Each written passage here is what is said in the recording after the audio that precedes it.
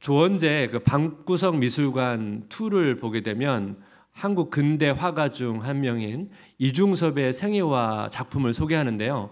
이중섭은 그 한국 민족의 정신을 상징하는 소 그림으로 이렇게 잘 알려져 있습니다. 그는 일본 유학에 가서 일본 여인을 사랑하게 되는데 두 사람이 이제 한국에서 이제 결혼을 하게 됩니다. 그래서 한국에서 가정을 꾸리는데 이후에 이제 한국 전쟁이 일어납니다. 그래서 이제 가족이 남쪽으로 이제 피난을 가다가 이제 제주도에 정착하게 되는데요. 이 전쟁 중이다 보니까 그림을 그릴 수 있는 상황이 아니지 않습니까? 너무 이제 가난해져서 먹을 게 없는 거예요. 그래서 아내는 폐결핵에 걸리고 두 아이는 영양실조에 걸립니다. 그래서 이제 그는 아내와 두 아이를 일본 친정에 보내게 됩니다. 그는 한국에 남아서 거기 쓰러져가는 집에서 추위와 배고픔을 견디면서 그림을 그립니다. 빨리 그림을 그려서 그림을 팔아서 어느 정도 경제적인 안정을 찾아서 가족을 보고 싶은 그런 마음으로 이 어려움을 견디는데요. 그가 아내에게 쓴 편지가 있거든요. 그 편지 일부분을 제가 한번 읽어보겠습니다. 소중한 그대를 향한 이 뜨거운 사랑으로 나는 지금 가슴이 터질 듯하오. 온통 그대 생각뿐이라오. 하루 종일 터질 듯한 감격에 가슴이 두근거리오. 그대를 향한 이런 사랑이 있기에 점점 더 나는 창작욕과 표현욕에 불타오르는 것이라오. 가난에도 흔들리지 않는 우리 네 가족의 멋들어진 미래를 확신하고 밝은 마음으로 살아가요. 진정으로 사랑하고 더욱더 사랑하며 하나로 녹아서 올바르게 힘차게 살아가요. 진심으로 나를 믿고 기뻐해줘요. 그는 일본에 있는 아내에게 이 편지를 보내면서 이 가족을 보고 싶은 그 간절한 절절한 마음을 표현합니다. 그는 추위와 배고픔을 견디면서 이제 막 그림을 그려서 서울과 대구에서 개인전을 합니다. 뭐 호평도 있고 아평도 있었는데 그의 그림을 이제 가져간 사람들도 있었는데요. 근데 문제는 뭐냐면 그의 그림을 가져가고 돈을 주지 않는 거예요. 이 전쟁 직후라 뭐 요즘에는 그 경매 시스템이 있으니까 뭐 그럴 일이 없는데 그 전쟁 후에는 그런 시스템이 없다 보니까 그림을 가져가고 돈을 주지 않는 겁니다. 그래서 그는 그림을 팔고도 돈을 하나도 받지 못한 겁니다. 그는 한국 전쟁이라고 하는 장애물, 이 가난이라고 하는 장애물을 이 가족을 보고 싶은 그 마음으로 견뎠거든요. 근데 자기가 온 힘을 다 쏟아서 어려운 환경 속에서 그림을 그렸는데 그것에 대한 정당한 뭐 평가나 대가를 받지 못하자 화가로서의 어떤 회의감도 들었을 것이고 이제 가족을 차마 볼 수가 없는 거예요. 그래서 정신질환이 오게 되고 결국은 가족을 보지 못하고 한국에서 죽게 됩니다. 이중섭의 삶을 보게 되면 이 사랑이라는 것이 여러 장애물을 뛰어넘는 힘인데요. 하지만 그 사랑도 때로는 상황이나 이 정체성 때문에 흔들리는 것이 인간입니다. 사실 우리도 마찬가지 아닙니까? 우리가 사랑 때문에 지금까지 많은 어려움들을 견뎌왔지만 여러분 그 견뎌오는 과정에서 많은 여러분 혼란들을 경험하셨을 것입니다. 이 관점에서 예수님과 베드로의 관계를 한번 살펴보면서 우리와 하나님과의 관계를 좀 살펴보기를 원합니다. 제자들은 밤에 잠도 못 자고 이 파도와 싸우면서 있었는데 이 아침이 이제 밝아오는 시점에 예수님께서 찾아오셨습니다. 물 위를 걸어오시는 예수님을 베드로가 보고 베드로가 가만히 있지를 못해요. 예수님 앞에서 이 베드로의 모습을 통해서 오늘 두 가지의 교훈을 좀 나누기를 원합니다. 베드로의 모습을 통해 배우는 교훈 첫 번째는 뭐냐면 장애물을 넘어 주님께 가는 것이 사랑이다. 장애물을 넘어 주님께 가는 것이 사랑이다. 지금 상황은 막 파도 치고 굉장히 위험한 상황입니다. 마태복음 14장 18절 베드로가 대답하여 이르되 주여 만일 주님이시거든 나를 명하사 물 위로 오라 하소서 하니 주님께서 그 높은 파도 위를 걸어서 오십니다. 그리고 베드로는 그런 예수님의 모습을 보게 됩니다. 그리고 자기도 물 위를 걷고 싶다고 고백을 해요. 그럼 베드로는 어떤 마음으로 이 요청을 했을까요? 전에는 베드로가 워낙 호기심도 많고 모험심이 강한 사람이라 나도 이거 해보고 싶다, 그런 마음으로 요청했다는 생각을 많이 했는데, 생각해보니까 이 생사가 오가는 상황에서 그런 호기심이 발동했을까, 그런 생각을 하면서 오늘 번에 말씀을 묵상하면서 이런 생각이 들었습니다. 여러분, 이렇게 위급한 상황에서 거의 밤새도록 잠도 못 자고 노를 젓는 상황에서 예수님을 보자마자 아마 베드로의 마음 가운데 울컥하는 그런 마음이 들지 않았을까요? 그러면서 그 예수님께 가고 싶은, 예수님께 더 가까이 가고 싶은 그 마음에 자기도 무리를 걷게 해달라고 그렇게 요청하지 않았을까? 저는 그런 생각을 좀 해보게 됐습니다. 왜 그런 생각을 했냐면, 이 베드로의 모습을 쭉 보게 되면 베드로는 근본적으로 예수님께 가까이 가고 싶은 마음이 많았던 사람이에요. 예수님께서 이후에 체포를 당하시고 끌려가실 때 다른 제자는 다 도망갔는데 베드로만 계속 예수님을 따라갔습니다. 그래서 주변 사람들이 너 예수님 제자 베드로 아니냐고, 예수님 제자 아니냐고 물었을 때 베드로는 3번이나 예수님을 부인합니다. 다른 제자들처럼 도망갔었으면 3번이나 부인하는 그런 부끄러운 모습을 보여주지 않아도 되는데, 베드로가 왜 그런 어려움을 또 겪습니까? 예수님 가까이 가고 싶었거든요. 여러분, 본문에서 예수의 반응도 한번 살펴볼 필요가 있는데, 마태복음 14장 29절입니다. 한번 같이 읽어볼까요? 오라 하시니 베드로가 배에서 내려 물 위로 걸어서 예수께로 가되. 예수님께서 오라고 하세요. 예수님께서 당연히 베드로의 마음을 아시죠. 베드로가 얼마나 자기를 좋아하고 자기에게 가까이 오고 싶어 하는지를 아세요. 또 베드로의 연약함도 아세요. 베드로가 실수도 많고 가끔은 뜬구름 잡는 이야기도 하고 그런 걸 다 아세요. 예수님께서는 그 베드로의 중심을 아시기 때문에 이 자기에게 다가오는 것을 막지 않으세요. 예수님께서는 근본적으로 많은 사람들이 예수님께 다가왔습니다. 대부분 다 허용하시는데 다 허용하시는 건 또 아니에요. 이스라엘 백성들이 예수님을 왕을 세우려고 할 때는 그들을 피합니다. 요한복음 6장 15절, 여기도 함께 같이 읽겠습니다. 그러므로 예수께서 그들이 와서 자기를 억지로 붙들어 임금으로 삼으시는 줄 아시고 다시 혼자 산으로 떠나 가시니라. 때로는 백성들을 피해서 예수님이 혼자 지낼 때도 있었죠. 지난주에 말씀드렸던 것처럼 이 무리들의 생각과 제자들의 생각이 비슷했기 때문에 예수님께서 제자들을 재촉해서 바다 건너편을 보내신 이유도 같은 이유였습니다. 예수님께서 베드로가 자기한테 다가오려 할 때 또 물리치신 일도 있거든요. 마태복음 16장 21절 23절. 이때로부터 예수 그리스도께서 자기가 예루살렘에 올라가 장로들과 대제사장들과 서기관들에게 많은 고난을 받고 죽임을 당하고 제3일에 살아나야 할 것을 제자들에게 비로소 나타내시니 베드로가 예수를 붙들고 항변하여 이르되 주여 그리마옵소서, 이 일이 결코 주께 미치지 아니하리이다. 예수께서 돌이키시며 베드로에게 이르시되 사탄아 내 뒤로 물러가라, 너는 나를 넘어지게 하는 자로다. 내가 하나님의 일을 생각하지 아니하고 도리어 사람의 일을 생각하노다 하시고. 예수님께서 고난받는다는 말씀을 하시자 베드로는 여러분 도저히 믿을 수가 없는 거예요. 그래서 그런 일이 일어나지 않도록 자기가 막아내겠다, 그런 고백을 합니다. 예수님께서 사탄아 내 뒤로 물러가라, 네가 하나님의 사명을 생각하지 못하고 사람의 일을 생각한다고 책망을 하세요. 예수님께서 베드로가 자기에게 다가올 때 다 받아주신 건 아니에요. 오늘 본문에서는 예수님께서 베드로를 책망하지 않고 받으세요. 넌 이 상황에서 무리를 걷겠다는 말이 나오냐? 말하고 그런 책망하지 않으세요. 오라고 하세요. 오라고. 여러분, 우리가 만약 베드로의 입장이라면 사실 우리는 기본적으로 이런 상황이면 좀 가만히 있지 않습니까?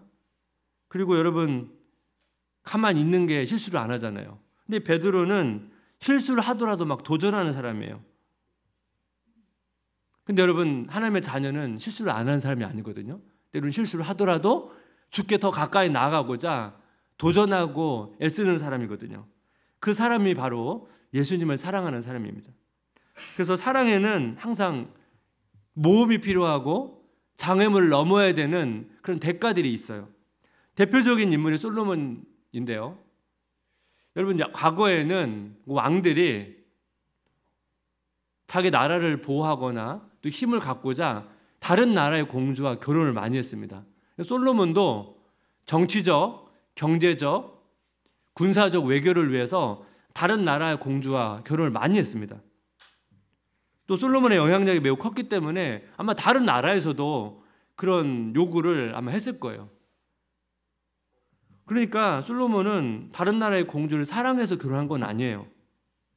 근데 여러분, 아가서를 보게 되면 솔로몬이 슐람미 여인을 사랑하는데 이 슐람미 여인을 사랑하는 거는 어떤 외교적 목적 때문에 사랑한 건 아닙니다.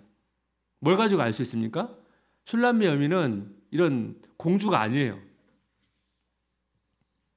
솔로몬은 슐람미 여인을 진짜 사랑합니다. 근데 솔로몬이 슐람미 여인을 사랑하기 위해서는 많은 대가 지불이 필요합니다. 권요셉의 나는 왜 불안한 사랑을 하는가를 보게 되면 솔로몬이 치러야 될 대가를 이렇게 설명합니다. 솔로몬이 슐람미를 왕비로 맞아들이는 것은 작은 손해가 아니다. 그동안 이스라엘은 왕비들을 맞이함으로써 공국을 둘 수 있었고 그만큼 왕비라는 자리는 이스라엘에 이득을 주는 자리였다. 슐람미가 왕비가 된다는 것은 왕비들이 속한 공국들의 자존심에 손상을 주는 것이고 공국으로서의 가치가 떨어지는 것이며 이로 인해 솔로몬의 결정과 지혜에 의존하던 신뢰마저 잃게 하는 일이었다. 실제 역사 속에서 이 슐람미 여인이 왕비가 되었는지는 우리가 모릅니다. 하지만 솔로몬이 슐람미 여인을 사랑하는데 많은 장애물이 있었다는 데는 저는 동의를 해요. 이 아가서 말씀에도 보면 이런 의미를 내포하는 구절이 있거든요. 아가서 2장 8절인데 한번 같이 읽어보겠습니다. 내 사랑하는 자의 목소리로구나. 보라, 그가 산에서 달리고 작은 산을 빨리 넘어오는구나. 그냥 이 내용을 그대로 보면 솔로몬이 지금 자기한테 다가오는데 산을 넘고 또 작은 산을 넘어오는 그런 내용들을 고백하는 표현처럼 보이잖아요. 근데 사실 이게 시적인 표현이거든요. 시적인 표현하는 것은 우리 단어가 그냥 문자적인 해석보다는 그 내포하는 의미가 있다는 거예요. 그러니까 단순히 막 산을 달리고 작은 산을 뛰어넘어서 그냥 어떤 지리적인 환경을 묘사하는 게 아니고 시적인 표현에서 이 산은 장애물을 의미하거든요. 장애물. 솔로몬이 수많은 장애물을 넘고 자기에게 오고 있다는 그 표현을 시적으로 표현한 겁니다. 장애물이 뭘까요? 앞에서 말씀드렸던 다른 나라의 불편한 시선이나 신하들의 반대나 자기를 바라보는 여러 가지 그런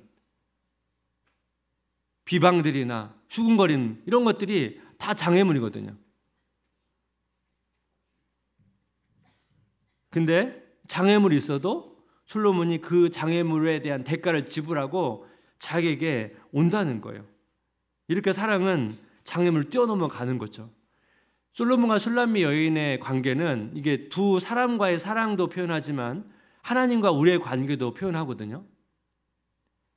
이 관계는 이런 장애물이 있고 이 장애물을 뛰어넘는다는 것입니다. 그 가수 부활이라고 있는데요. 그 부활의 노래 중에 제가 좋아하는 노래가 있습니다. 생각이나 아세요? 예, 생각이나라는 노래가 있는데 이 노래 가사를 보게 되면 어떤 사랑하는 사람, 소중한 사람과의 어떤 추억을 그리워하고 그 사람을 그리워하면서 하는 고백인데 아무래도 여러분 과거의 어떤 소중한 사람의 관계를 생각해 보면 당연히 그 사람과의 관계 속에서 사랑도 있고 또 상처도 있고 또 그런 추억들이 있지 않습니까? 근데 계속 그 추억이 생각이 나서 그 그리움을 고백한 노래건데요. 제가 그 가사의 일부를 한번 제가 읽어보겠습니다. 아주 오랜 후에야 내가 알 수 있었던 건 너를 안고 있지만 너도 힘겨워했지. 항상 나에게 웃으며 넌 다가왔지만 나에게 항상 넌 기대고 싶었던 걸 몰랐기에. 과거에 사랑하는 과정에서 서로가 서로의 마음을 잘 몰라서 때로는 오해하거나 또 상처를 주고받았던 일들을 떠올리는 것입니다. 근데 그 다음 보십시오. 꿈속에선 보이나 봐. 꿈에서 보이나 봐. 꿈이니까 만나나 봐. 그래서 만나나 봐. 그리워서 너무 그리워. 꿈속에만 있는가 봐. 힘겨워했었던 날이 시간이 흘러간 후에 아름다운 너로 꿈속에선 보이나 봐. 나에게 넌 그런가 봐. 나에겐 그런가 봐. 잊힐 수가 없나 봐. 잊을 수가 없나 봐. 사랑해서 사랑을 해서 그럴 수가 없나 봐. 시간으로 잊혀져 가는 거지만 아름다운 너로 꿈속에선 보이나 봐. 여러분 이 가사 보게 되면 여러분 사랑했던 사람과의 관계도 시간이 지나면 잊혀져 가는 것이 일반적인 원리지만, 근데 이 사람은 뭐라고 고백합니까? 잊혀져 가는 게 아니고 더 그리워서 꿈속에 보인다고 그렇게 고백을 하고 있는 것입니다. 여러분 우리가 하나님과의 관계도 이렇거든요. 신학이라는 것이 여러분 시간이 지나면 사랑이 식어지기도 하죠. 하지만 우리가 주님과의 관계는 시간이 지나면 지날수록 더 사랑하고 싶은 그 마음이 깊어져 가는 것이 우리와 하나님과의 관계라는 것입니다. 제가 언제인지 기억이 나지는 않는데요. 그 꿈속에서 주님 얼굴 한번 보고 싶다고 그런 기도를 했던 적이 있었습니다. 시간이 지나면서 주님 얼굴을 직접 보는 것도 뭐 중요하긴 하지만 그것보다 주님의 말씀을 사랑하고 주님의 말씀에 따라 사는 이것이 결국 주님의 얼굴을 보는 것 같다는 그런 생각을 하면서 주님 안 봐도 괜찮습니다라고 했거든요. 근데 여러분 주님을 사랑하면 사랑할수록 주님께 가까이 가는 데는 장애물이 많아요. 여러분 적당히 사랑하면 장애물이 없거든요. 근데 진짜 사랑하면 여러분 장애물이 있어요.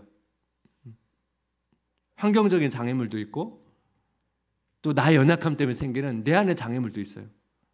그래서 여러분 베드로도 주님께 가까이 가고 싶어서 나아가지만 파도를 보고 결국 또 물에 빠지잖아요. 그러니까 우리도 주님께 나아가는 과정에서 이렇게 물에 빠진 일들이 계속 생긴다는 거예요. 그런데 여러분 주님께서 어떻게 반응하십니까? 주님께서 손을 내밀어서 우리를 붙잡으신다는 거예요. 우리를 붙잡으시는 그 주님을 바라보면서 주님께 더 가까이 나아가는 것이 신앙생활이고 그게 사랑이라는 것입니다. 이 은혜를 누리시기를 주님의 이름으로 기도하고 축복합니다. 베드로의 모습을 통해 배우는 교훈 두 번째는 뭐냐면 위험을 넘어 주님께 가는 것이 안전하다는 거예요. 위험을 넘어 주님께 가는 것이 안전하다. 지금 제자들은 배 위에서 지금 파도와 싸우고 있습니다. 그날따라 아마 파도는 더 심했을 것입니다. 제자들은 이 폭풍우 때문에 이 두려움 속에서 노를 저으면서 살려고 몸부림치고 있는데요. 마태복음 14장 26절 제자들이 그가 바다 위로 걸어오심을 보고 놀라 유령이라 하며 무서워하여 소리 지르거늘.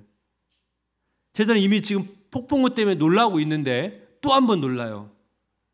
왜냐하면 유대인들은 바다나 호수에는 유령이나 귀신들이 살고 있다고 생각했거든요. 근데 바다 위에 어떤 존재가 걸어오는 거예요. 그럼 당연히 유령이라고 생각했을 거예요. 폭풍우에 놀라고 유령처럼 본 예수님 때문에 놀라고 두 번 놀라는 거죠. 예수님께서 그 마음을 아시고 이렇게 반응합니다. 마태복음 14장 27절 한번 같이 읽어볼까요?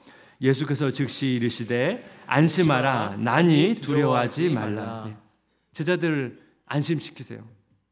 근데 여러분 이때 이 베드로의 반응이 놀라운데요. 이 베드로의 장점이 있어요. 베드로는 유령이 아니고 예수님이라는 사실을 알자 사고의 전환을 합니다. 배 안보다 예수님께서 서 계신 무리가 더 안전할 수 있다는 생각을 합니다. 여러분 다른 제자들은 다 배 안에 있었습니다. 여러분 배 안에 있어야 안전하지 않습니까? 배 밖에 나가면 죽습니다. 근데 베드로는 예수님께 무리에 서 계신 것을 보고 이 배 안보다 아무리 폭풍우가 쳐도 예수님께서 계신 물 위가 안전할 수 있다는 생각에 전환을 하게 됩니다. 그래서 예수님께 가기로 결정한 거예요. 근데 여러분 성경을 보게 되면 하나님께서 이러한 도전들을 원하신다는 거예요. 여러분 다윗을 보면 알 수 있거든요. 시편 57편 1절인데 하나님이여 내게 은혜를 베푸소서 내게 은혜를 베푸소서 내 영혼이 주께로 피하되 주의 날개 그늘 아래에서 이 재앙들이 지나기까지 피하리다. 다윗은 지금 주님께 피했다라고 고백을 하는데 이 시편의 표제를 보면 다윗이 사울을 피하여 굴에 있던 때 그래서 요 시편의 배경이 되는 성경 본문이 사무엘상 22장 1절인데 한번 같이 읽겠습니다.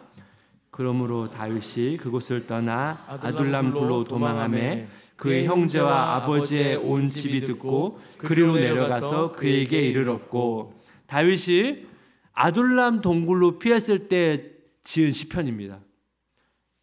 근데 다윗은 굴로 피했다고 말하지 않고 죽게로, 주의 날개 그늘로 피했다고 고백을 하고 있죠. 이 고백 안에 무엇이 담겨 있습니까? 동굴이 안전한 게 아니고 주님의 날개 그늘이 안전하다는 그 신앙 고백이 담겨 있는 거예요. 근데 여러분, 다윗한테도 여러 가지 인간적인 마음이 생깁니다. 사무엘상 22장 20절 4절 그 뒷부분을 읽어보면 이런 내용이 나옵니다. 환난 당한 모든 자와 빚진 모든 자와 마음이 원통한 자가 다 그에게로 모였고, 그는 그들의 우두머리가 되었는데 그와 함께한 자가 400명 가량이었더라. 다윗이 거기서 모압 미스베로 가서 모압 왕에게 이르되, 하나님이 나를 위하여 어떻게 하실지를 내가 알기까지 나의 부모가 나와서 당신들과 함께 있게 하기를 청하나이다 하고, 부모를 인도하여 모압 왕 앞에 나아갔더니 그들은 다윗이 요새에 있을 동안에 모압 왕과 함께 있었더라. 다윗에게 환난당한 자, 빚진 자, 마음이 원통한 자가 모여들었습니다. 여러분, 다윗한테 이렇게 많은 사람들이 모여들었을 때 다윗은 부담이 있을 거예요. 왜 부담이 있습니까? 사람이 몰려들면 몰려들수록 지금 다윗은 지금 도망 다니고 있는 상황인데, 사람이 많으면 이동 속도가 느려지거든요. 이동 속도가 느려지면 사울한테 붙잡힐 가능성이 있어요. 다윗이 아마 자기가 찾아오는 사람들을 막지는 못하고, 아마 다윗도 어떻게 하면 이 많은 사람들 이끌고 이들을 보호할 수 있을지, 그러면서 어떤 선택을 하게 되냐면 모압 왕에게 찾아갑니다. 그리고 부모님을 모압 왕에게 맡기고, 오늘 본문을 보시면 요새에 있었다고 말하는 이 요새가 어디에 있는지는 우리가 알 수 없지만, 여러분 문맥 흐름상 이 요새는 유다 인접한 모압 지역에 있었을 가능성이 높습니다. 그렇다면 여러분, 이 요새에 다윗이 있다고 생각해 보십시오. 이 장소는 어떤 유익이 있습니까? 일단 여기 모압 지역에 있으니까 사울이 쳐들어올 수가 없습니다. 그럼 다른 나라를 침범하게 되잖아요. 그리고 모압 지역에 있으니까 사울의 움직임을 살필 수가 있죠. 그리고 자기가 찾아온 가족이나 많은 사람들을 보호할 수가 있습니다. 어떤 측면에서 되게 지혜로운 선택인데요. 문제는 뭐예요? 하나님께서 이것을 원하지 않는다는 거예요. 사무엘상 22장 5절 한번 같이 읽겠습니다. 선지자 갓이 다윗에게 이르되, 너는 이 요새에 있지 말고 떠나 유다 땅으로 들어가라. 다윗이 떠나 헤레스풀에 이르니라. 하나님께서 선지자 갓을 보내서 이 요새에 있지 말고 유다 땅으로 들어가라고 명령을 해요. 여러분, 유다 땅은 다시 사울의 감시망으로 들어가는 겁니다. 위험한 지역으로 다시 들어가는 것입니다. 그럼 왜 하나님께서 다윗에게 유다 땅으로 들어가라고 하셨을까요? 여러 가지 이유가 있는데, 다윗은 나중에 왕이 되어야 되거든요. 근데 다윗이 모압 지역에 있으면, 여러분 나중에 이스라엘 사람들이 모압 지역에 있는 이스라엘 그 다윗을 왕으로 세우고 싶겠습니까? 그러니까 이 선택은 지금으로서 되게 현명해 보이지만 장시간을 보게 될 때 지혜롭지 않은 행동이라는 거예요. 그래서 하나님께서 다윗에게 유다 땅으로 들어가라는 거예요. 유다 땅은 위험한 땅이죠. 하지만 뭐예요? 내가 너를 보호하고 지킬 테니까 괜찮다는 거예요. 네가 생각하는 안전지대가 너의 안전을 지켜주는 게 아니고 내가 지켜줘야만 안전하다는 메시지를 주고 있는 거예요. 사실 우리는 본능적으로 안전지대를 찾아요. 근데 우리가 안전지대를 찾으면 우리는 기본적으로 안전지대를 의지하기 때문에 하나님을 잘 의지하기가 어렵습니다. 근데 우리가 찾은 안전지대가 항상 여러분 우리를 지켜주지 못합니다. 여러분 느껴보셨을 거예요. 경험해보셨을 거예요. 우리가 안정되다고 생각하는 그것이 여러분이 항상 여러분을 지켜주던가요? 그렇지 않습니다. 우리가 생각했던 안전지대가 무너지기도 하고 때로는 그것이 우리를 보호하지 못할 때가 많이 있다는 것을 우리는 경험했습니다. 아무리 위험한 지역이어도 하나님께서 지켜주시면 그곳이 안전한 곳입니다. 왜냐하면 그곳에 하나님의 보호가 있기 때문에 그렇습니다. 말씀을 좀 마무리하면서요, 여러분, 장애물과 위험을 넘어서 주님께 더 가까이 가는 것이 사랑이고 안전하다는 것은 진리지만, 사실 우리가 이 장애물과 위험을 넘어서 주님께 더 가까이 가는 과정에는 불안도 있고 외로움도 있고 슬픔도 있어요. 예수님께서 이런 우리의 연약함을 아세요. 마태복음 14장 31절 함께 같이 읽겠습니다. 예수께서 즉시 손을 내밀어 그를 붙잡으시며 이르시되 믿음이 작은 자여 왜 의심하였느냐 하시고, 예수님께서 이미 베드로의 마음을 다 아셨다는 듯이 즉시 손을 내밀어서 베드로를 잡습니다. 여기 보면 믿음이 작은 자여 왜 의심하였느냐, 이 의심이라고 하는 이 동사는 뭔가 불확실할 때, 확신을 갖지 못할 때 갖는 표현이거든요. 그래서 왜 의심하느냐는 예수님의 말씀은 너는 왜 확신을 갖지 못했느냐 이런 말씀이에요. 의심은 현실적인 상황과 예수님과 그 사이에서 갈등하고 있는 그 베드로의 마음을 보여줍니다. 근데 여러분, 이 의심했냐는 것은 그냥 문자를 보게 되면 마치 베드로를 책망하듯이 너는 왜 이렇게 믿음이 없이 나를 믿지 못하냐라고 책망하는 것처럼 보이지만, 저는 그런 관점보다는 내가 이미 마음이 흔들리고 확신하지 못하는 걸 내가 알고 있다. 지금 너는 나를 바라봐야 된다는 격려의 말씀으로 저는 오늘 본문을 보게 되었습니다. 우리 일상에서 우리 처한 현실과 예수님 사이에서 우리는 끊임없이 확신하지 못하고 흔들릴 때가 있습니다. 예수님께서 아세요. 그때 예수님께서 우리를 붙잡으시기를 원합니다. 우리가 때로는 물에 빠지기도 하고 또 그렇지만 우리를 붙잡으시는 그 주님을 바라보면서 또 용기를 내어서 더 주께 가까이 나아가는 그런 은혜를 이번 한 주간 누리시기를 주님의 이름으로 기도하고 축복합니다. 오늘 말씀을 담은 찬양을 같이 고백하면 좋겠는데요, 이 고백 그대로 같이 나갑니다. 주께 가까이, 주께 가까이 날 이끄소서, 날 이끄소서. 간절히 주님만을 원합니다. 채워주소서, 채워주소서. 주의 사랑을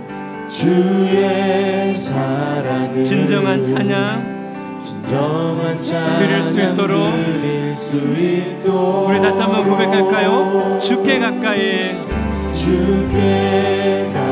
날 이끄소서, 간절히 주님만을 원합니다.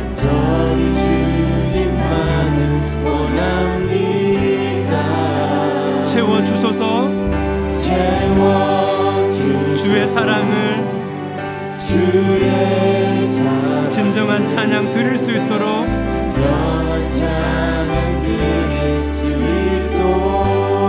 목마른 나의 영혼 주를 부르니 나의 맘 만져주소서.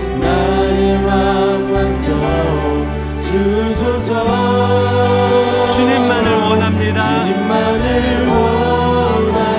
더 원합니다. 나의 맘 만져주소서.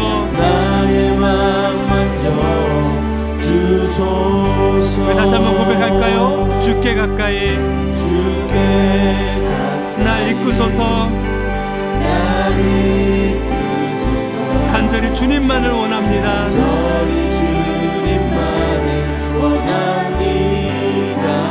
채워주소서.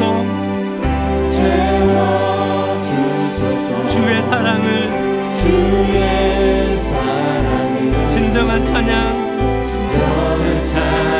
드릴 수 있도록 목마른 나의 영혼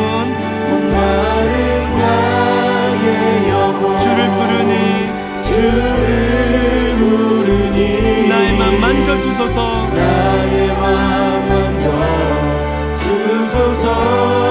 주님만을 원합니다.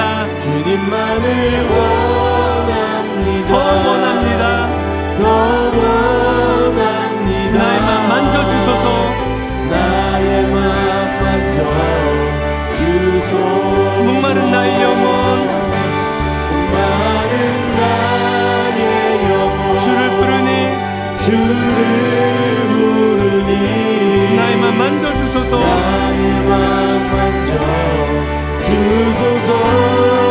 주님만을 원합니다. 주님만을 원합니다. 더 원합니다.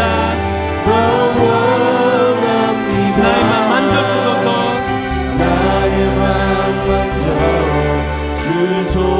주 약속 안에서 주 약속 안에서 내 영혼 평안해. 내 영혼 평안해. 내 뜻보다 크신 주님의 내 계획 뜻보다 크신 주님의 나 신뢰해. 계획 나 신뢰해. 우리 안에는 두려움 다 내려놓고 두려움 다 내려놓고 주님만 의지해.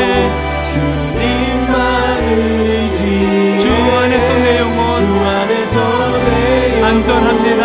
안전합니다. 우리 다시 한번 주님 약속 의지하며 주 약속 안에서 주 약속 안에서 내 영혼 평안해. 내 영혼 평안해. 내 뜻보다 크신 주님의 내 계획 뜻보다 크신 주님의 나 신뢰해. 계획 나 신뢰해. 두려움 다 내려놓고 두려움 다 내려놓고 주님만 의지해. 주님만 의지해. 주 안에서 내 영혼 주 안에서 내 영혼 안전합니다.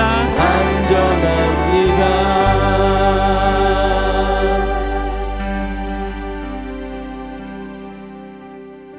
우리 하루하루의 삶은 배 위에 있는 베드로의 모습과 같습니다. 물 위로 뛰어내려서 주님께로 갈지 배 안에 머무를지 우리는 순간순간 여러분 선택해야 됩니다. 자기에게 찾아온 수많은 사람들을 보호하기 위해서